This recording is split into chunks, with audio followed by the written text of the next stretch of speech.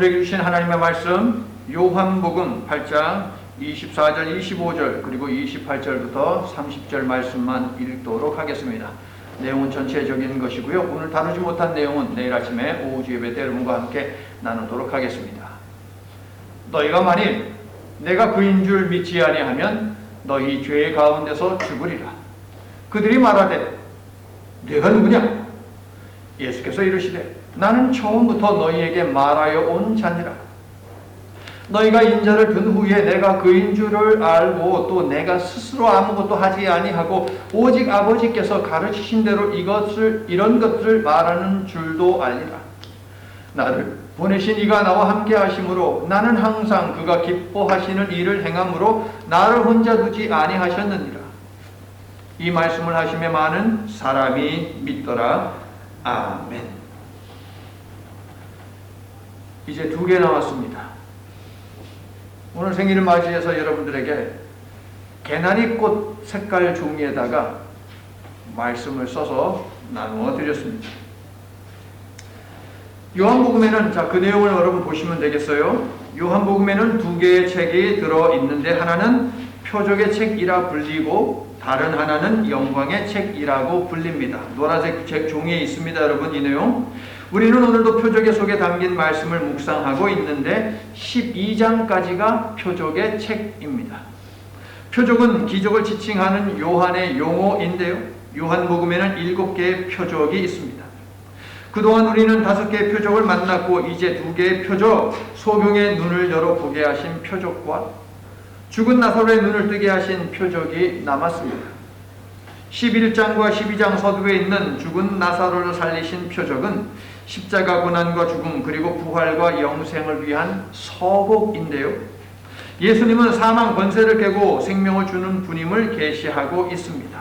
이어지는 12장의 남은 이야기는 6월절 어린 양으로 죽으시기 위해 어린 나귀를 타고 예루살렘에 입성하는 등 여러 모습과 가르침을 담고 있습니다. 그러므로 표적의 책 마지막 부분인 11장과 12장은 13장부터 시작하는 영광의 책으로 연결되는 징검다리인 것입니다. 13장부터 20장까지가 영광의 책인데 예수께서 받으실 영광은 우리에게 부활과 영생을 주시려고 당하신 십자가 고난과 죽음을 의미합니다. 자, 이제 세 번째 덩어리를 읽을 텐데 아주 중요한 내용이에요, 여러분. 세 번째 단락. 7장의 배경은 초막절이고 초막절의 배경은 출애굽 사건입니다. 8일간 치러지는 초막절 행사는 출애굽의 은혜를 기억하고 사모하는 데 초점을 맞추고 있습니다. 물 붓기, 횃불 밝히기, 성전을 향해 기도 드리기가 주요 예식인데 예수님은 7장부터 10장 말씀을 통해 초막절의 핵심인 물, 빛, 그리고 하나님의 자기 계시를 언급하면서 자신이 바로 물이요 빛이요 하나님이시요 새 출애굽을 일으키기 위해 오신 분임을 강조합니다. 과로는 좀 이따 하고요. 하지만 새 출애굽은 유대인들이 기대해 온 재앙을 내리고 홍해를 가르는 능력으로 로마를 심판하는 출애굽이 아닙니다. 방법은 십자가이고요. 그 다음에 적어 넣으세요, 여러분. 심판의 대상은 죄와 사망의 권세입니다. 방법은 십자가이고요. 심판의 대상은 누구라고요? 로마가 아니라 죄와 사망의 권세입니다. 다시 로마의 권세가 아니라 죄와 사망의 권세가 심판의 대상입니다. 초막절 예식에서 중요한 물에 관해서는 우리가 7장을 통해 나누었죠. 성경의 이름과 같이 제가 8개의 구절을 드렸는데 여러분들 다들 찾아보셨어요? 여러분 꼭 찾아보세요. 영생수의 근원 되시는 예수님은 모든 믿는 자에게 생수의 강이 흘러넘치게 하실 것이라고 약속하셨습니다. 생수의 강이신 성령님의 다스림을 받아 여러분의 손으로 하는 모든 일에 복이 임하게 되기를 축원합니다. 그리고 여러분이 받은 복이 넘쳐 흘러서 주변 사람들도 복되게 하시기를 예수님의 이름으로 축원합니다. 오늘 생일 여러분을 향한 우리 교회를 향한 축복의 메시지가 되겠습니다. 초막절 예식에서 중요한 것은 물이라 그랬죠. 그런데 또 중요한 것이 있으니 그것은 횃불을 밝히는 의식, 불이 중요합니다. 자, 절 보세요, 여러분. 성전 안에는요 4개의 뜰이 있어요. 그래서 성전 문, 성문을 통해서 들어가면 가장 먼저 만나는 곳이 어디냐 하면 이방인의 뜰입니다. 이방인은 여기까지. 거기서 조금 더 들어가면 무슨 뜰이 있느냐? 여인의 뜰이 있어요. 자, 잠시. 이방인의 뜰에서 예수님이 하신 것이 무엇일까요? 요한복음 2장을 보면 거기서 장사하는 사람들이 있었어요. 하나님의 성전을 엉망진창으로 만들어서 예수님이 그 모든 자들을 내쫓으시죠. 이방인의 뜰에서 있었던 일입니다. 좀 더 걸어가면 무슨 뜰이 있다고요? 여인의 뜰이요. 여인은 여기까지 들어올 수 있어요. 그 이상은 들어갈 수 없습니다. 여러분 혹시 이 여인의 뜰에는요, 노쇠로 만든 헌금함이 있는데 당시에 헌금함은 나팔괴라고 불렀습니다. 나팔 모양으로 이쁘게 생겨서 거기다 헌금을 넣었어요. 뭘로 만들었다고요? 노쇠로 만들었어요. 당시는 지폐가 아닙니다. 동전입니다. 그러면 헌금을 넣으면 소리가 어떻게 날까요? 요란하게 나갔죠. 여러분들 혹시 카지노에 가보셨습니까? 슬롯 머신 해보셨어요? 한국에서는 옛날 사람들 빠찡꼬라고 하는 거, 촥 땡기는 거. 그러면 거기서 한번 동전이 쏟아지는 소리를 상상을 해보세요. 다다다다다 떨어지잖아요. 그런데 큰 함인데 노쇠로 만든 험에 그 동전이 떨어진다고 생각을 해보세요. 소리가 요란하겠죠. 성전에는 이런 헌금함이 여러 개 있었는데 어쨌든 자, 헌금함에서 우리 예수님이 가르치셨던 20절에 나와 있어요. 20절에 보면 헌금함 앞에서 예수님이 가르치신 내용이 8장의 내용이다라고 기록을 하고 있어요. 한 가난한 과부가요, 예수님께 가난한 과부가요, 이 여인의 뜰에서 헌금을 했죠. 근데 거기 내용을 보면 예수님께서 지속적으로 오랫동안 지켜보셨다라고 되어 있어요. 이 여인이 하나님께 드린 헌금은 얼마? 2렙돈이죠. 렙돈은 유대인들에게 있어서 가장 작은 화폐 단위예요. 미국식으로 이야기하면 센트, 1센트, 센트가 되겠죠. 그러니까 우리식으로 이야기하면 2센트를 드리는 거예요. 그런데 렙돈이라는 단어는 얇다는 뜻이에요. 아주 얇아요. 얇으니까 그 헌금함에 넣어도 떨어지는 소리가 들려요, 안 들려요? 안 들리지요. 생각을 해보니까 우리는 공통적으로 알고 있는 게 있어. 한국의 돈에서 가장 작은 단위가 뭐였어요, 옛날에? 1원이었잖아요, 1원. 1원짜리가 무슨 색깔이에요? 은색깔이었죠. 그거 여러분 가볍잖아요. 그거 떨어뜨리면 소리가 그렇게 크지 않아요. 기억나세요, 여러분? 그거를 생각하시면 돼요. 이 여인이 드린 것은 2원을 드리는 것이 2원. 한 렙돈은 8분의 1, 미국식으로 얘기해서 8분의 1센트거든요. 그러니까 우리식으로 계산해서 2원을 하나님 앞에 드렸다라고 생각하시면 돼요. 어디서 드렸느냐? 바로 이 여인의 뜰에서 드렸어요. 여인의 뜰에는요, 헌금함이 있을 뿐만 아니라 거기는 4개의 횃불대가 있었습니다. 횃불대가 있어서 거기 올라가서 이제 횃불을 갖다가 밝히는 일을 하겠죠. 4개의 횃불대가 있었습니다. 초막절 밤마다 이 횃불대에 올라서 불을 밝혔는데요. 그 빛이 얼마나 밝으면 예루살렘을 환하게 밝힐 정도였다고 합니다. 이처럼 빛은 초막절 행사의 핵심인데 예수님은 8장 12절에서 나는 세상의 빛이다 라고 말씀을 하세요. 7장에서는 초막절에 예수님이 나는 생명, 영생수다 라고 말씀을 하셨잖아요. 그런데 8장으로 넘어와서는 이제 나는 생명의 빛이라고 말씀하십니다. 그리고 이 빛은 12절을 보니까 생명을 주는 빛이라고 이야기하십니다. 표적의 책이 끝나는 12장에서도 이 사실을 말씀하시는데 이렇게 되어 있어요. 46절. 나는 빛으로 세상에 왔나니 물은 나를 믿는 자로 어둠에 거하지 않게 하려 함이로다. 성도 여러분, 여러분이 어둠 속으로 추락하여 죽지 않고 빛 가운데 살고 있는 이유가 무엇인지 아세요? 방금 46절에 이야기하잖아요. 예수님을 믿기 때문입니다. 믿으시면 아멘 합시다. 믿음은 이처럼 중요한 것이에요. 우리를 어둠 속으로 추락시키지 않습니다. 빛 대신 예수님이 우리 인생에 깊이 개입하고 계시기 때문에. 지난주에 나눈 7장 53절부터 8장 11절 한 여인을 빌미로 예수님을 죽이려 한 사건은 괄호 속에 있어요. 그렇죠? 괄호 속에. 괄호 속에 어떤 의미라고 말씀드렸어요? 본래 요한복음에는 없었지만 나중에 이것이 삽입된 말씀이다 라고 설명을 드렸습니다. 그러므로 나중에 들어온 거니까 이걸 빼면 얘기가 어떻게 연결이 될까요? 예수님은 7장 37절 38절에서 누구든지 목마르거든 내게로 와서 마셔라. 나를 믿는 자는 성경의 이름과 같이 그 배에서 생수의 강이 흘러나리라 라고 말씀을 하시고 바로 오늘 8장 12절 말씀 어떻게 시작합니까? 예수께서 또 말씀하여 이르시되 이렇게 연결이 되는 거예요. 본래에는 또 말씀하여 이르시되 뭐라고 하셨어요? 나는 세상의 빛이다 라고 말씀하시는 것이에요. 나는 생수의 강이 흘러넘치게 할 사람일 뿐만 아니라 세상을 비추는 빛이라고 하나님께서 초막절날 이야기를 하고 계세요. 예수님은 초막절 예식의 핵심인 물과 빛을 빛에 관해 언급하시면서 자신이 바로 구약이 약속한 생명의 물이요 생명의 빛임을 드러내고 계시는 것입니다. 예수님이 나의 갈급함을 해소시켜 주시고 어두움을 밝혀주시는 유일한 분이라고 믿는 모든 분들은 크게 아멘 합시다. 아멘. 여러분의 고백대로 앞으로도 계속 갈급함을 우리 주님께서 해결해 주시고 밝은 빛을 비춰 주시기를 영생수 되시고 참 생명의 빛 되신 예수 그리스도의 이름으로 간절히 축원합니다. 자, 요즘 여러분들 매일매일 어떤 말씀을 읽고 계십니까? 출애굽기 재미있게 읽고 계시죠? 내일부터 20장 가는데 이제 법이 나와요. 좀 지루할 수 있어요. 이런 지루한 말씀을 어떻게 읽어야 돼요? 소리내서 읽고 끝내면 돼요, 여러분. 에이 몰라 하고 덮지 마시고 소리내서 읽고 끝내세요, 여러분.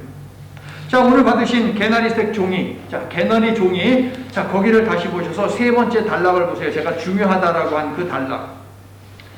7장의 배경은 초막절이고 초막절의 배경은 출애굽 사건입니다. 8일간 치러지는 초막절 행사는 출애굽의 은혜를 기억하고 사모하는 데 초점을 맞추고 있습니다. 물 붓기, 횃불 밝히기, 성전을 향해 기도 드리기가 주요 예식인데 예수님은 7장부터 10장 말씀을 통해 초막절의 핵심인 물과 빛과 하나님의 자기 계시를 언급하면서 자신이 바로 물이요 빛이요 하나님이시요 새 출애굽을 일으키기 위해 오신 분임을 강조합니다. 자, 일단 여기까지 하고요. 물과 빛에 대해서는 지금까지 우리가 확인을 했잖아요. 초막절 예식이 중요한 건 물, 빛, 그리고 또 하나 뭐요? 제가 적어놨잖아요. 하나님의 자기 계시. 하나님의 자기 계시. 그렇다면 예수님은 자신이 곧 하나님임을 어디에서 밝히고 계십니까? 나는 세상의 빛이라는 선포 속에 하나님의 자기 계시, 즉 예수님은 하나님이시다는 것이 담겨 있어요. 숨겨 있는 것이죠. 우리 한국 사람들에게는. 방금 읽은 그 괄호 속을 보시면 여러분 이제 괄호는 제가 좀 이따가 한다 그랬죠. 그러니까 세 번째 단락 끝에 보면 괄호가 있죠. 거기에 에고 에이미라고 써 있는 거 보이세요? 여러분 괄호 안에 찾으셨어요? 에고 에이미.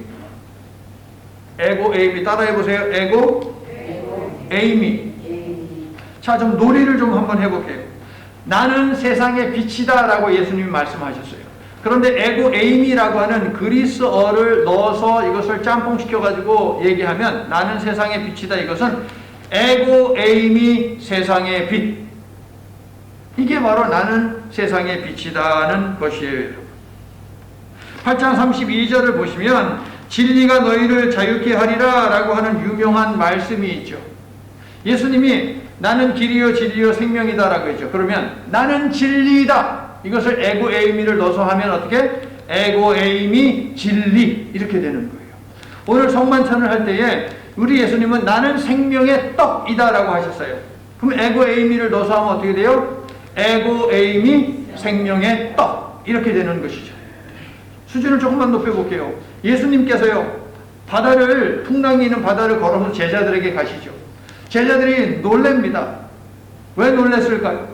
풍랑 때문에 정말 배가 뒤집히지 않기 위해서 사투를 벌이고 있는데 저쪽에서 하얀 물체가 다가오고 있다고 생각을 해봐요. 여러분 놀라겠어요? 안 놀라겠어요? 놀라지요. 제자들을 향해서 에이 믿음이 없는 자들 그렇게 얘기할 수 없어요. 입장 바꿔 생각해봐요. 뭐 하얀 물체가 나타나면 우리도 제자들이 하지 아이고 귀신이다 그렇게 하지 않겠어요? 제자들도 그랬어요. 여러분 그들이 무서워하자 예수님이 뭐라고 하십니까? 내니 두려워 말라 라고 하셨어요. 그러면 에고 에이미를 넣으면 어떻게 될까요? 수준 조금 높아졌어요. 내니 두려워 말라 에고 에이미 두려워 말라 라고 이렇게 얘기를 하면은 돼요. 여러분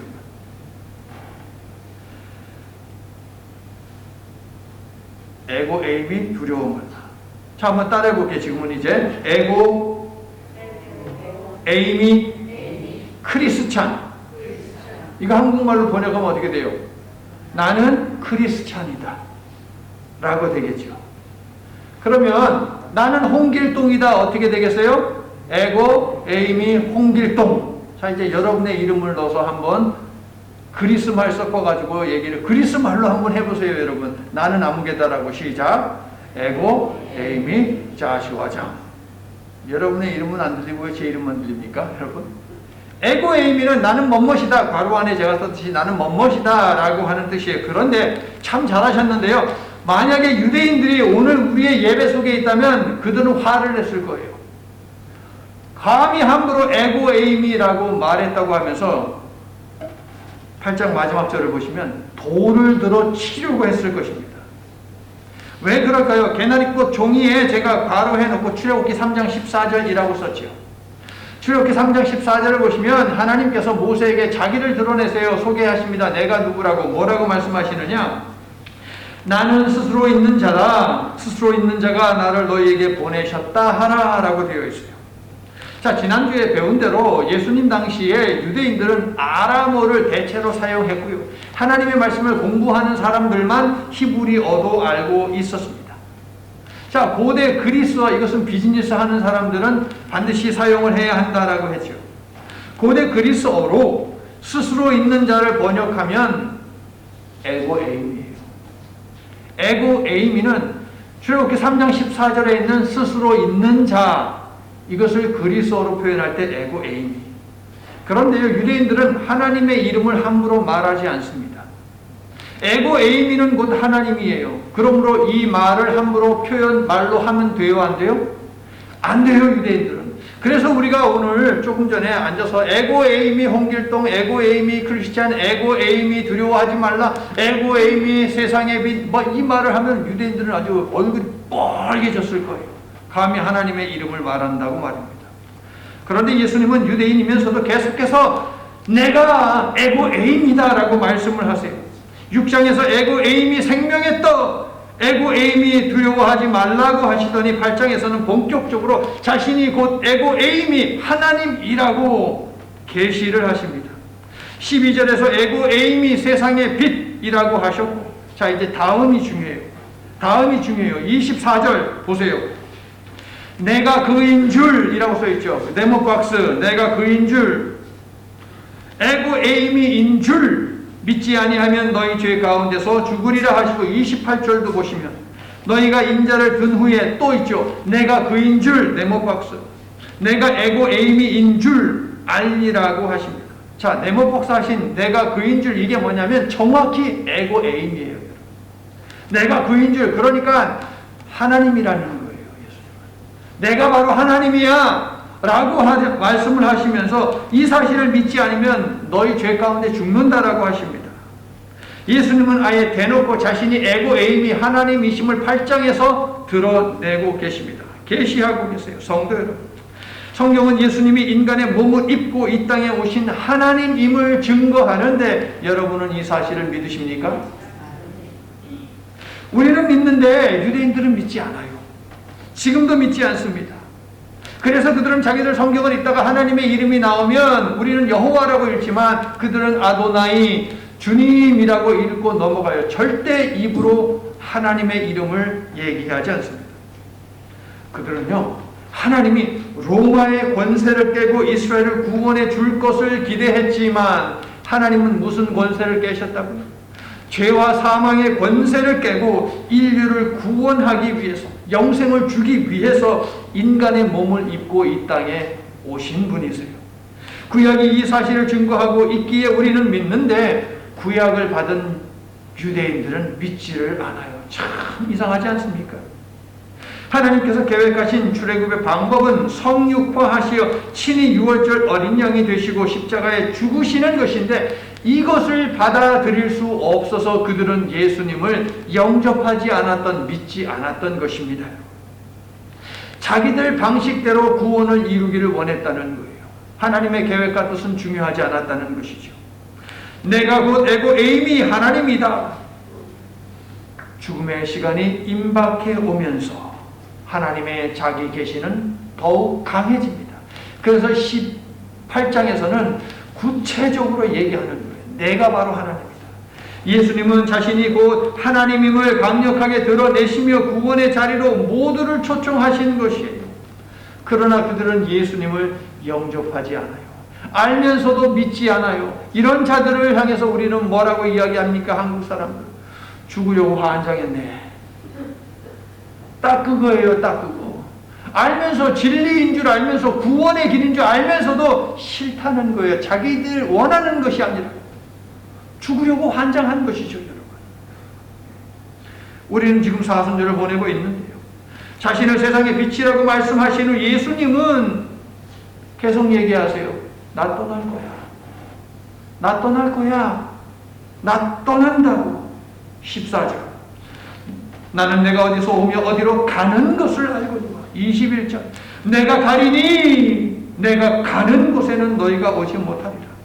22절을 보니 유대 종교 지도자들은 예수님의 이 말씀을 자살하려고 하나보다 오해를 했습니다. 하지만 속으로는 아니 저자가 우리가 저자를 죽이려고 한 것을 어떻게 알았지? 라고 생각했을 것이 예수님이 자신은 위에서 났으며 내가 바로 에고에임이 하나님이라고 말씀하시자 유대 종교 지도자들은 당황하고 분노하면서 이렇게 말합니다. 네가 누구라고? 그게 바로 25절이에요, 여러분. 톤이 이렇게 되는 거예요. 네가 누구라고? 뭐? 네가 하나님이라고? 예수님이 뭐라고 말씀하십니까? 중요합니다. 25절 뒤에 부분 보세요. 예수님의 대답. 나는 처음부터 너희에게 말하여 온 자니라. 처음부터 무슨 뜻입니까? 지금 초막절이니까 초막절 시작부터 초막절 내내 내가 너희에게 말했다라고 하는 의미도 되겠지만 요한복음의 첫 번째 단어가 여러분 뭔지 아세요? 태초에. 그런데 태초와 처음 이 단어는 똑같은 단어예요, 여러분. 그러므로 요한이 25절에서 밝히고 있는 예수님의 대답 이것은 뭐냐면은 나는 태초부터 말씀을 주신 하나님이다 라고 알리시는 것이에요. 태초부터 너희들에게 말해오지 않았느냐? 그런데 너희는 성경을 가지고 있으면서도 그 성경을 유일하게 읽는 자들이면서도 불구하고 믿지 아니하느냐? 라고 하면서 예수님이 꾸짖으시는 것이죠. 이렇게까지 말씀하시는데도 유대 종교 지도자들은 깨닫지 못합니다. 왜 이처럼 깨닫지 못하는 것일까요? 23절. 저들은 아래서부터 태어났고 이 세상에 속하기 때문입니다. 이미 요한복음 3장 니고데모 이야기를 통해서 위로부터 나야만 영생을 얻을 수 있음을 우리는 배웠어요. 그렇죠? 그리고 위로부터 난다는 것은 성령을 받는 것임을 우리는 또한 배웠습니다.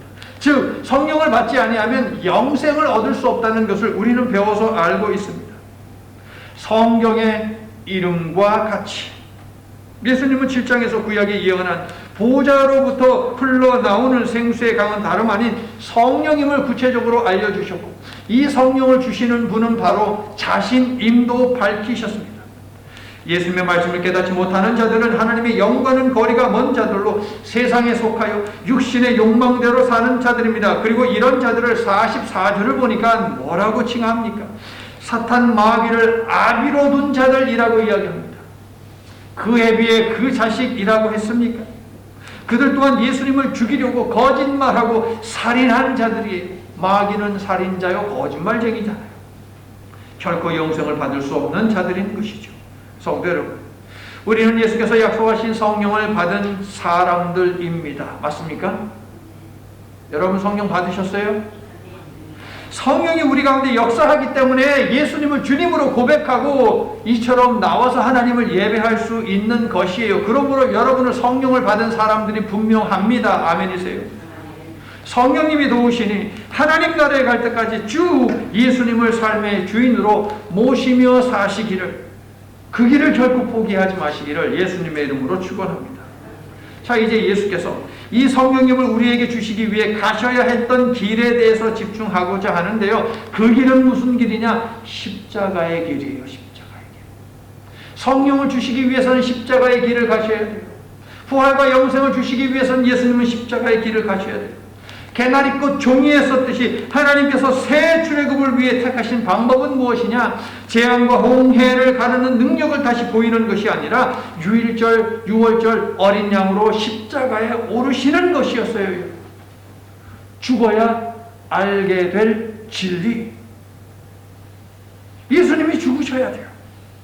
예수님이 죽음을 예고하며 떠날 것을 말씀하시자 유대 종교 지도자들은 자살할 것인가 보다 라고 서로 말했지만 그들이 예수님을 죽일 것입니다. 그들이 예수님을 죽였습니다. 7장 19절에서 이미 밝히셨고 37절에서 말씀하시지만 예수님은 저들이 자신을 죽일 것을 잘 알고 계십니다. 자, 28절을 보세요. 너희가 인자를 든 후에 내가 그인 줄 알고 나의 가르침이 하나님의 가르침인 줄을 알 것이다. 자, 인자라는 단어는 다니엘서가 예언한 심판의 왕입니다, 여러분. 예수님은 스스로 인자라고 부르셨는데 자신이 바로 심판하기 위해 이 땅에 오신 왕이라는 것이에요. 그러나 예수께서 오시어 심판하고자 하신 것은 다시 강조하지만 로마가 아니라 죄와 사망의 권세예요. 로마의 권세, 세상의 권세가 아니라 죄와 사망의 권세입니다. 방법은요? 인자가 들리는 것. 인자가 들리는 것. 즉 십자가에 못 박혀 죽으시는 것이었습니다. 성도 여러분, 우리는 지금 예수님의 십자가 사랑을 기억하면서 사순절을 보내고 있지요. 예수님은 이미 1장 51절에서 인자가 들릴 것을 암시하셨고요. 저 유명한 이는 저를 믿는 자마다 멸망치 않고 영생을 얻게 하려 하심이라라고 하는 3장 15절 3장 16절이 있기 바로 앞 3장 14절에서 인자는 나무에 매달려야 함을 말씀하셨어요. 표적의 책 끝에서도 이 사실을 강조하십니다. 12장 31절부터 32절. 이제 세상에 대한 심판이 이르렀으니 내가 땅에서 들리면 모든 사람을 내게로 이끌겠노라. 성도 여러분, 영생은 십자가 구속의 사랑을 믿고 지키는 자들만이 누릴 수 있음을 기억해야 합니다. 본문 28절에서도 인자가 들려야 할 것임이 강조되는데 잘 보시면 이번에는 인자를 믿지 않는 자들이 인자를 매달 것을 강조하세요. 앞에서는 인자가 올라가는 것이지만 인자를 끌어올리는 모습이 본문 28절에서 부각이 되고 있습니다. 계속 예수님을 대적하고 가르쳐도 깨닫지 못하고 설명해도 믿지 않으려는 자들이 끝내 사탄의 자식 되기를 포기하지 않고 예수님을 죽일 것이라는 말이에요. 그들은 사탄을 기쁘게 하는 자들입니다. 그러나 성도 여러분, 그들이 예수님을 십자가에 매달아 죽였지만 우리 하나님이 예수님을 부활시키셨습니다. 할렐루야. 그런데 여러분, 요한복음에서 인자를 든다는 말은 예수님이 죽음에서 들려 올려지는 부활과 승천을 염두에 둔 표현입니다. 그러니까 28절 너희가 인자를 든 후에 내가 그인 줄 알리라는 이 말씀은, 자, 오늘 설교 제목 죽어야 알게 될 진리, 내가 부활하고 승천하여 하나님 나라에 가서 심판주로 너희 앞에 앉아 있을 때에 너희는 내가 육신을 입고 이 땅에 온 하나님인 것을 알게 될 것이다. 그때는 이미 때가 늦지요, 여러분. 하나님의 심판대 앞에 설 때는 이미 때가 늦은 때예요. 성도 여러분, 부활과 영생은 예수님이 죽으셔야만 우리에게 주어지는 것이며 부활과 영생에 도달하도록 우리를 도우시는 성령님도 예수님께서 십자가의 영광을 받으신 후에 주어지는 것입니다. 그러므로 십자가 구원이라는 진리는 예수님이 죽어야만 비로소 알게 되는 진리이다라는 것이에요.